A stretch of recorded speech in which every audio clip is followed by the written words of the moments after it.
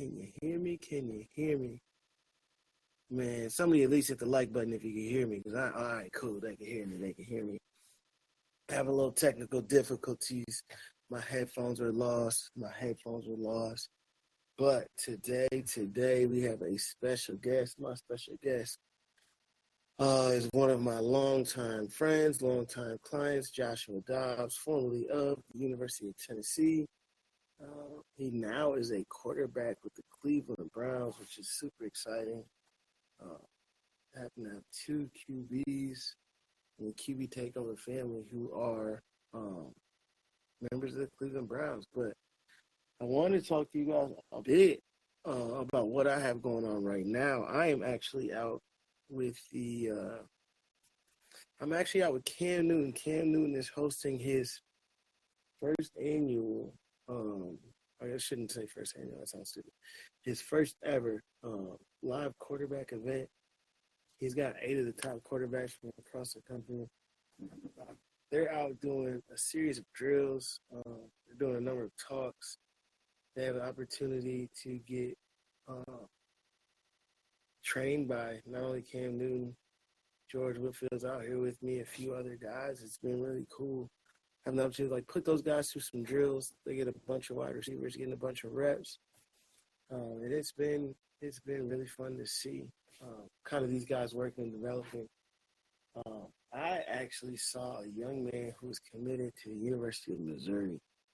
I do not know if I've seen somebody who's been that talented, like who I didn't know about, who's this talented, and I had no idea who they were in quite some time.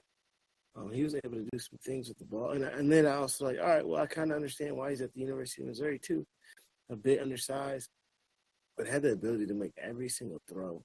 And I think that is something that colleges, people all across the country rave about. It's going to take him really, really far.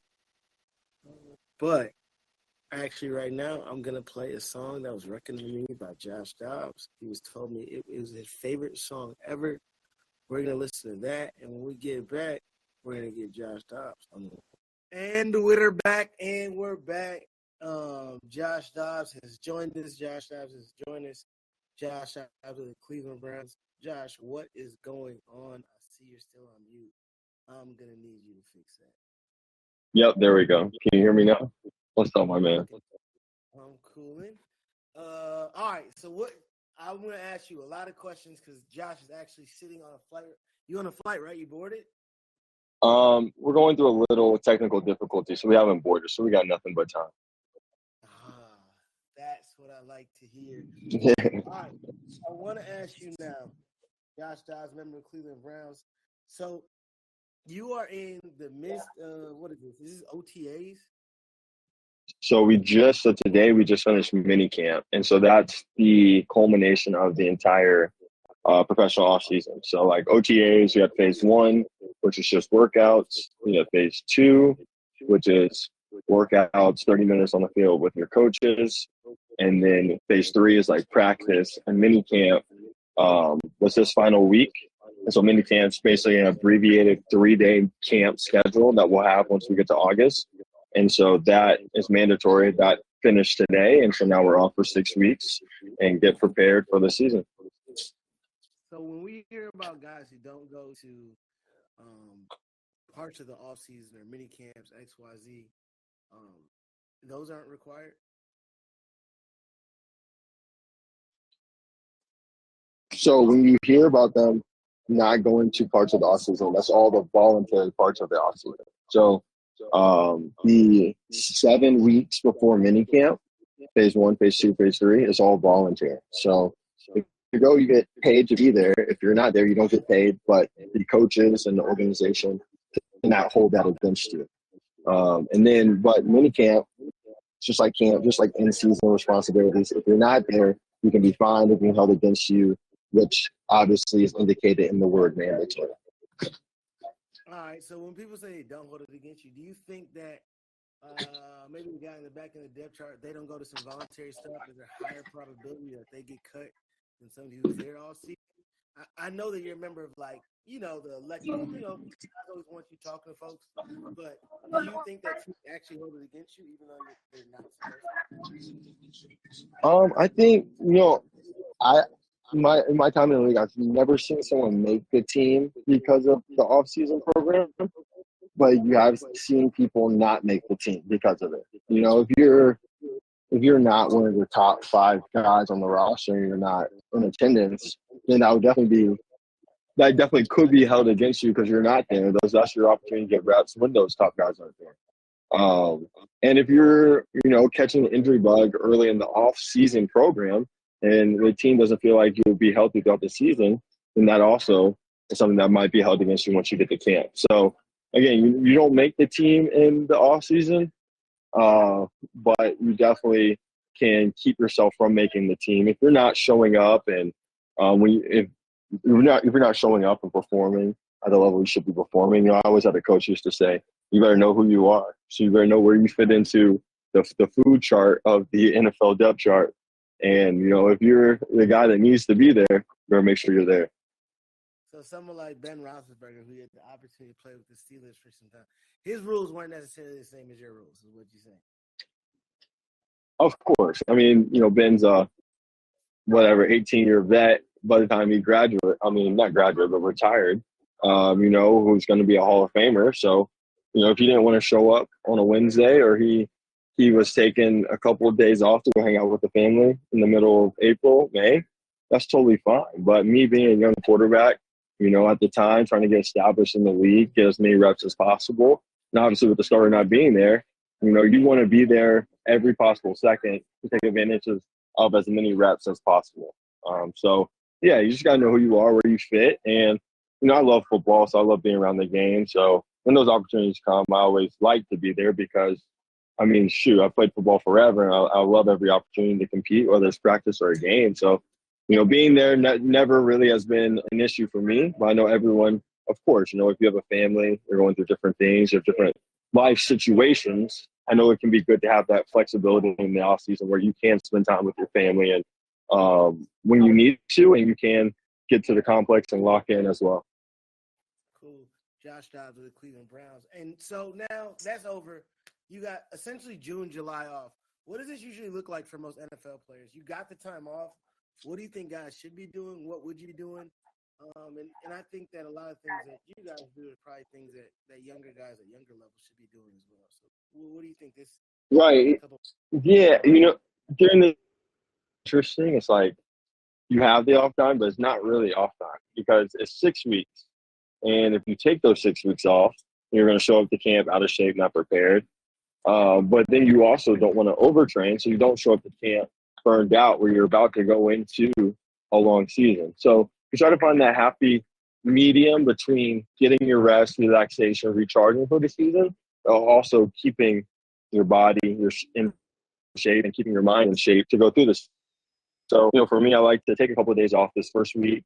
I hit a vacation around July 4th, but still training in between those two. And then after July 4th is really, for me, it's like it's in season because you're 2 weeks from report date.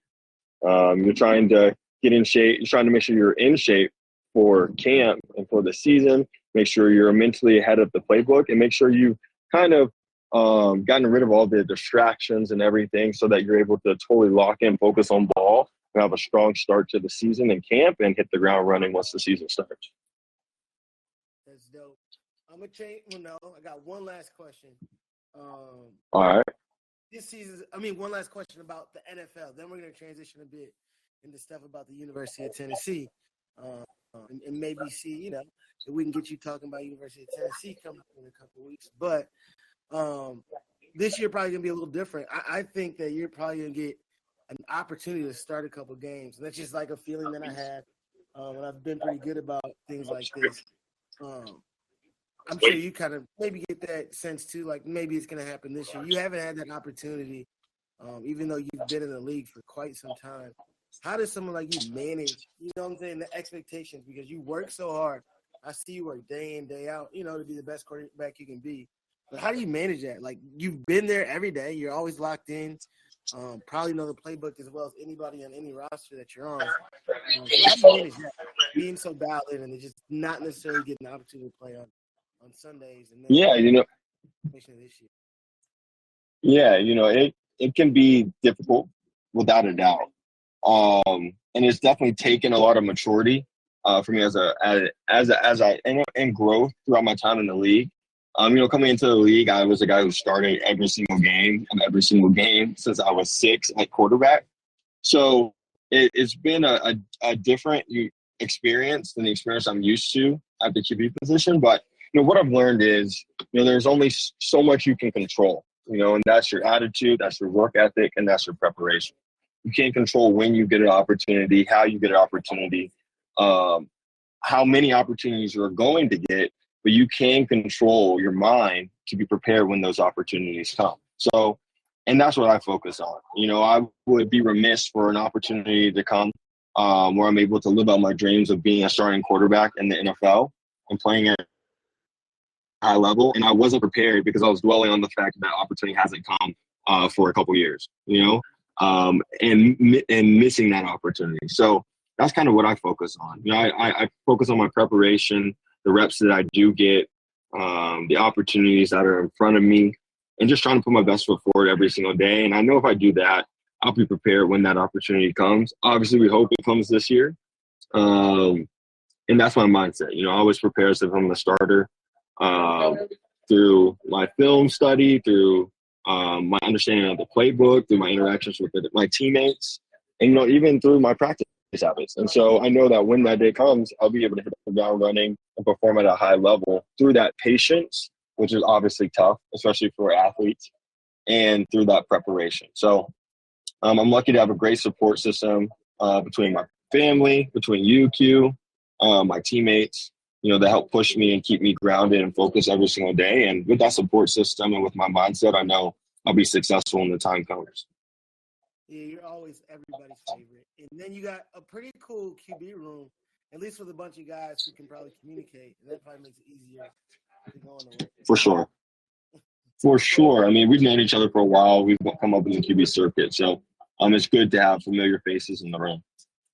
Yeah, and then you guys work out. It's cool. It's cool for me to see you guys all in the same QB room. But I'm gonna change gears a little bit, and I'm gonna let if there's any Tennessee fans in here, you guys can. I'll invite a call. You guys can maybe ask Josh a question. But I'm gonna ask you your favorite all-time moment at the University of Tennessee. My favorite all-time moment definitely was the Hail Mary. Just being at Georgia my senior year, becoming 5-0 at the time, on the road in your home state, in your school that didn't recruit you, and to have such a back and forth game on the road and to end it in that fashion, that's definitely my favorite memory. And then from there is, it's the week before being Florida at home. And then memory I love is always like the Battle of Bristol. That was a tremendous game, the most attended sporting event in the history of the world. And so to be on the forefront of the sports world at that moment and to obviously win the game in that fashion and be the player of the game, those are probably my top 3 moments during my time at UT.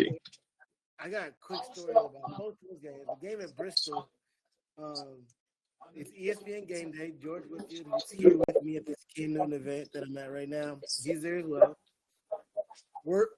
I meet him at game day. We're talking stuff, and I see a picture of his lanyard. Right, his lanyard has the state credential, whatever. So I'm like, bet. I took a picture of it. Like I don't even think he knew I took a picture of it. I took a picture of it. I drove to FedEx. I'm driving to FedEx from game day. I Photoshop and make a thing that looks just about exactly like that joint. Right, so I create my own game pass, field pass. Didn't even buy tickets to the game. Pull up. I'm on the sideline. The whole game. So sideline, Tennessee at Virginia Tech. Tennessee's down. They're playing. You know what I'm saying? You guys are down early, right? We're down early. Yeah, we went down like 14-0 to start the game. Yeah, and I'm saying outside, like, watch, he's gonna come back.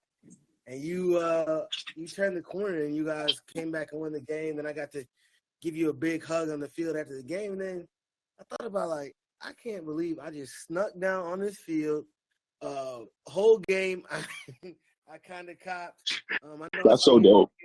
You're probably like, what the hell is Quincy doing down here? But those are all. Bro, I thought you legit got field passes, and you never even told me that. But you legit got field passes to the game, and I was like, that's dope. He got field passes to the game. It was really cool, like in that moment, like playing and seeing you on the sidelines since we worked together since high school, and seeing you like right there forefront. I was like, that's dope. And so to see that you hit the pump fake on him, that's even more impressive. Yeah, I think it made it easier because I knew all your coaches pretty well. That's when Sheridan was there. Me and him were For sure. for the game. I think people like, oh, well, I mean, he knows enough people. He's probably supposed to be down here. And then yeah, exactly. It made enough sense. Mm-hmm. I had to keep him on my toes.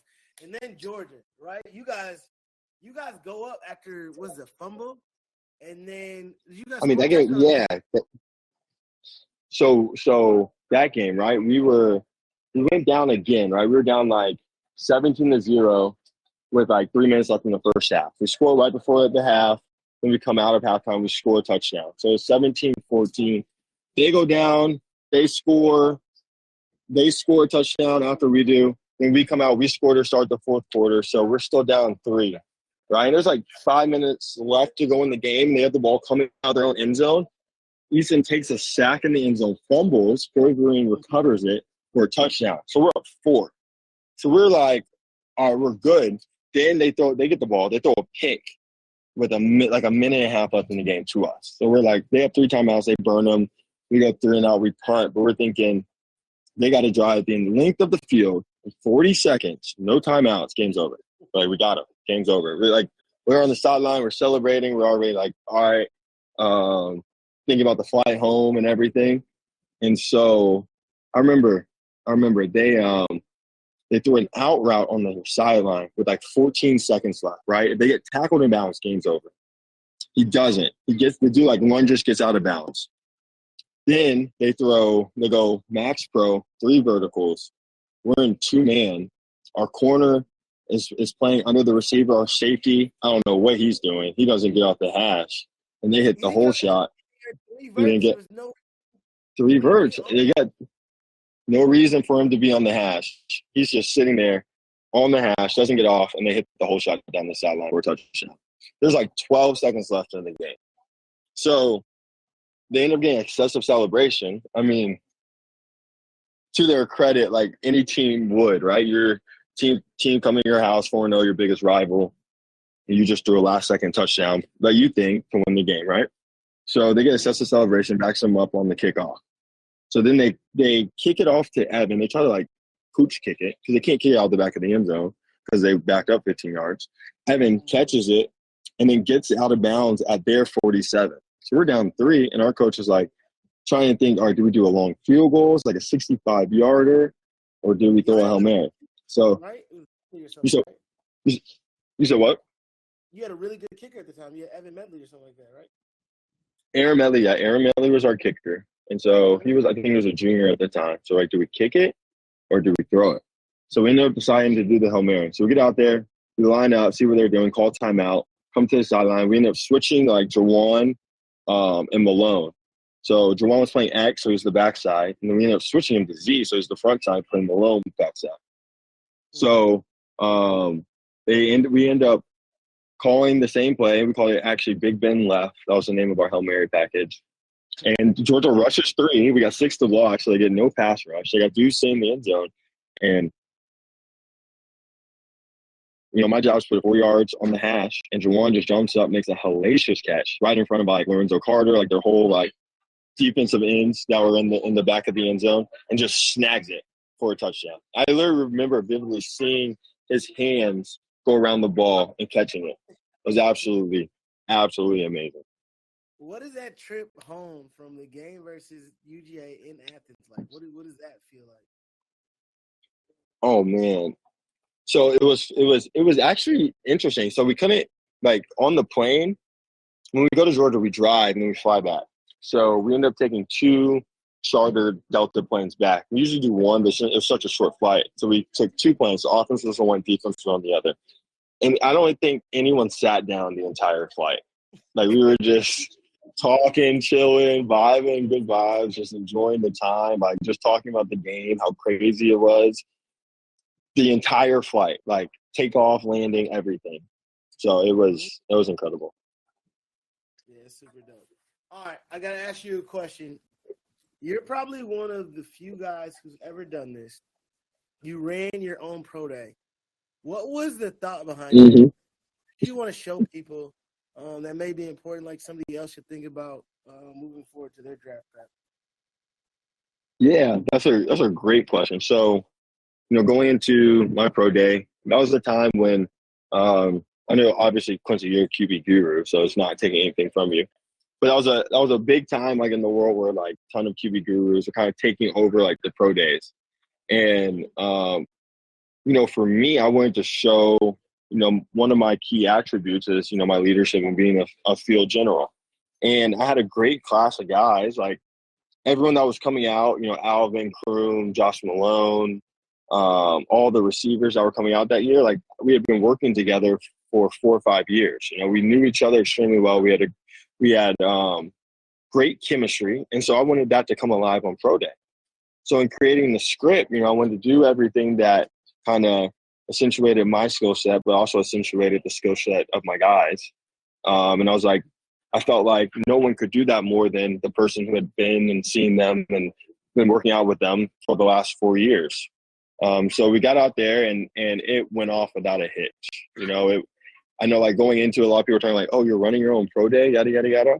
But once we got out there, I think it was something like eventually I got drafted by the Steelers, and Coach Tomlin being there and Kev being there, Coach GM Kevin Colbert, and that was something that they said was a pro. Like, just seeing how I interacted with the guys, seeing how I led the workout, seeing how I was in total control of the environment, from everything going on the field to everything off the field, was extremely impressive. So, as a quarterback, even though you play the position, a lot of the attributes that it takes to be a successful quarterback translate both on and off the field.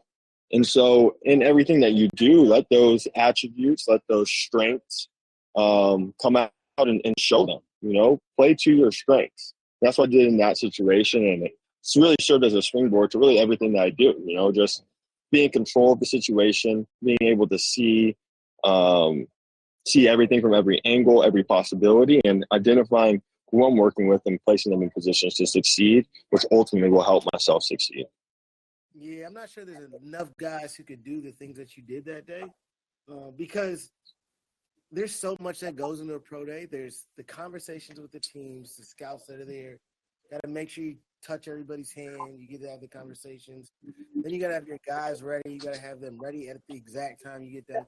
Like, there's just a lot of nuance there that's difficult, especially because you can't run a pro day before if you're in one, right? Your first opportunity to do it the day that you go out there, and for you to be able to put together a flawless show like that, I remember watching it and just being proud of how well you did that day. I thought that was super impressive. I'm sure teams looked at it that way. All right, I got one last question for you, and this is going to take you all the way to making your college decision. And I've asked all of my quarterbacks on here on the same question. If you could go back and kind of do the recruiting process over again, what words of wisdom or words of advice would you have given to yourself that may have made it easier or might have affected your decision? We share this with a lot of young quarterbacks. I want to make sure that they can, take some wisdom that you guys have had from the things that you went through in that process, and that maybe will help them out. Yeah, I think, for me, I'd say just trust your gut earlier. My recruiting process was I became heavily recruited after my junior year because I was my first year starting. My senior year, I had a ton of offers, really from everywhere. I committed to Arizona State after my junior year, like that July. So throughout my entire senior season, I was committed to Arizona State. And when I committed, I thoroughly thought that's where I was going to go to school. I had no regrets, no second thoughts. I was all in. And just throughout the process as it kind of unfolded, stuff kind of just showed that wasn't really where I saw myself. And so as I got later in the process, Tennessee ended up coming on after they had a coaching change. Coach Jones called me, and he was like, "Hey, we want to take another quarterback in this class. We'd love for you to be the guy." And I really was, I obviously knew Tennessee being from Atlanta. I knew the type of program it was, but I really kind of was like, I'm all in on Arizona State.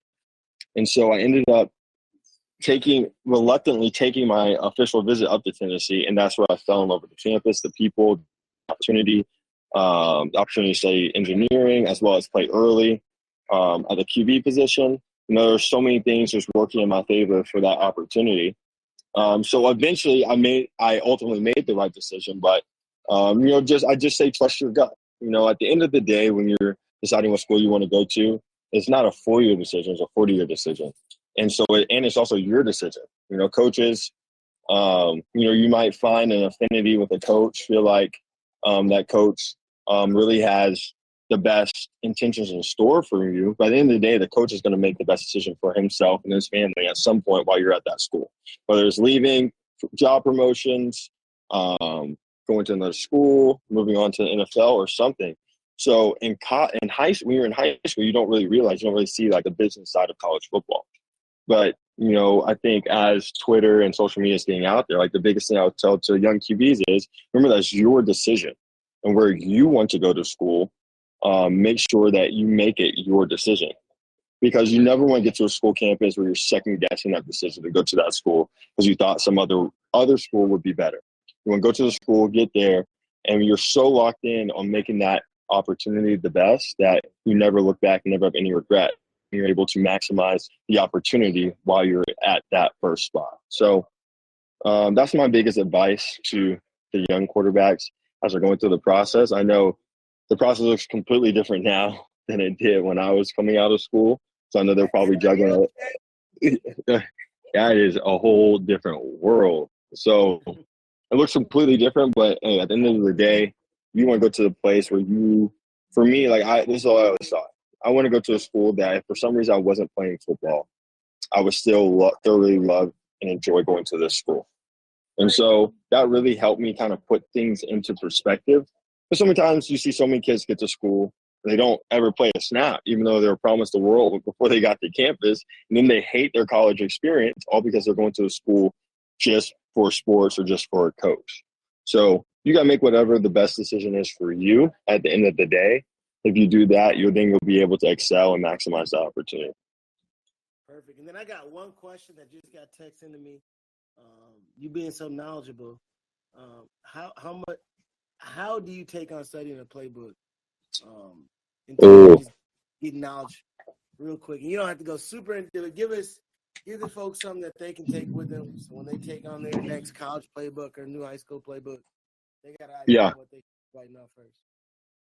For me, it's all about visualization. You got to see yourself executing every single play in that playbook. And like some people might say that might sound exhausting, but I mean, that's really what you have to do. You have to take the opportunity, whether it's quick game, whether it's play action, drop back, run plays, making the run checks, whatever it is, you gotta take the mental reps, you gotta take the mental walkthroughs, or even like the physical walkthroughs by yourself of you walking through each one of the plays, making the throws, making the right reads. And that's what for me helps me quickly grasp the playbook. So however that looks, whether it's one day going down quick game, one day going down drop back, going down concept, drawing up the plays, going out to the field, walking through and throwing spots. I feel like getting as many,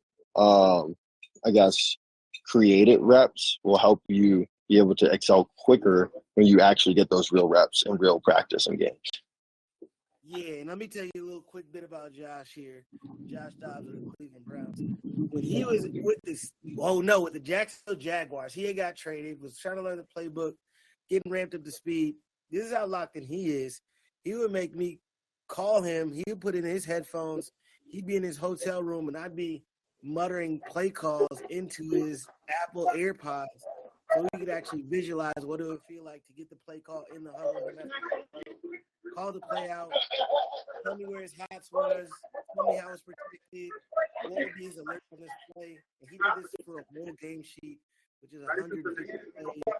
It took up tons and tons of time on my Saturday night during that season. But that's somebody who is so dedicated every week to being as prepared as possible because he did not know what was coming or what could pop up in an in-game situation, that he had to make sure that he was doing everything that he could to be ready if and when his number was called.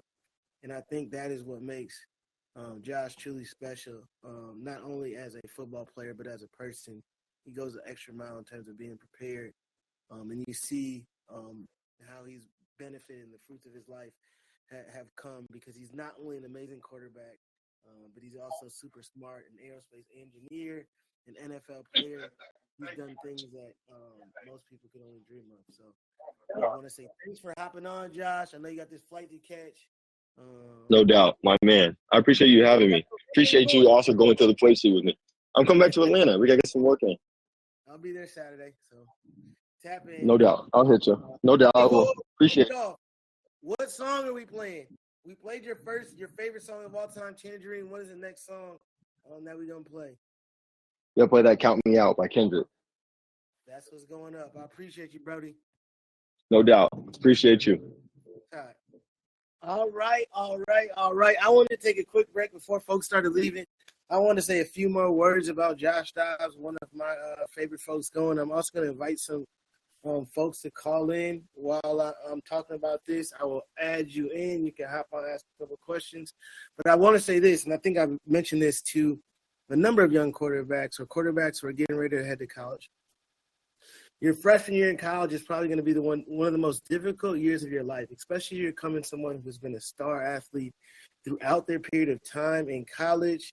They've had the opportunity to play a bunch of games, do this and that. But when you get there, you are immediately taken to the back. Either you're the third-string quarterback or you're at the back of the depth chart, whatever that may look like, that's where you're going to be. So you're either going to be not getting any reps. On the scout team, you're not going to be working with the offense. And that is a very, very difficult thing for you to understand. And that's something that happened to Josh when he first got to the University of Tennessee. There was two quarterbacks in front of him. Actually, three quarterbacks in front of him. The starter, the backup, and then a freshman. You remember Josh said they took two freshmen in the class. Freshman who was Riley Ferguson and Joshua Dobbs. He didn't necessarily get the opportunities at first. And I distinctly remember one game. It was the University of Florida, the biggest game of the season for the Tennessee. You know, that's their big rivalry game, Florida versus Tennessee. And they made the decision not to travel Josh Dobbs, and they traveled Riley Ferguson. And I remember that was something that was really difficult for him at the time. And a lot of people would have let an opportunity like that or a situation like that take them to a spot where they would be a bad teammate, not be able to practice as hard, not be able to do the things that are necessary. He not only was able to do all the things right, he persevered. He ended up getting in later that season, an Alabama game in the second half, and did amazing. And it started a number of games throughout the rest of that freshman season. And then he comes back the next year, and they don't name him a starter, and they act like the other guys better than him. And then he has to do the same thing again. He goes back in that Alabama game the next year and plays really, really well. He's done these things time and time again. So the thing that I think means so much in terms of your journey as a quarterback is not necessarily those great moments, but when things get tough, you're going to hit those rough patches. You're going to face those moments of adversity. How are you going to be able to respond?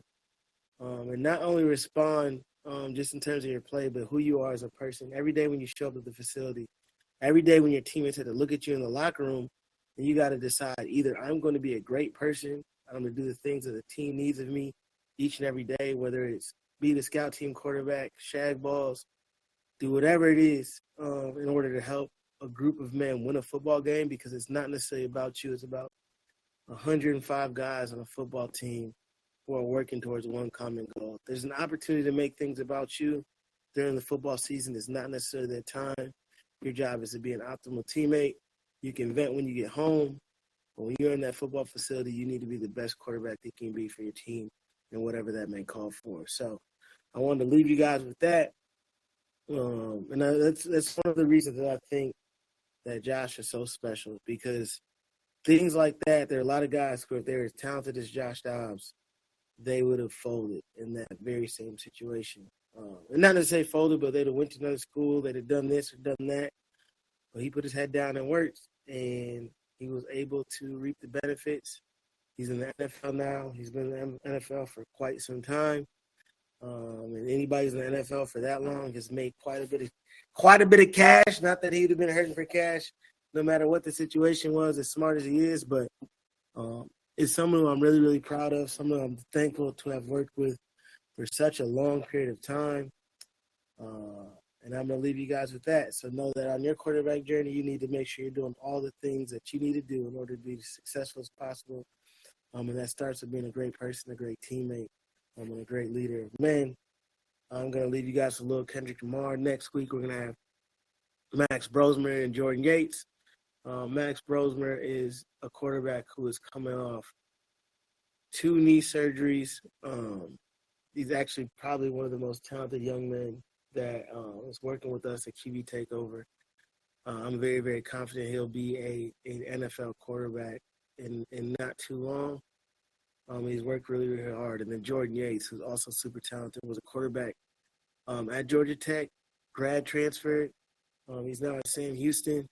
He's going to be the starter there. And he's someone who also put in the work, persevered throughout hard times, throughout difficult times, led his team to a state championship in the biggest classification in Georgia. So they both have really interesting stories, and I'm looking forward for you guys to hear that. So without further ado, I'm going to sign off. Thank you guys for listening. I'm going to give you guys the rest of that Kendrick. Let you guys vibe out to that.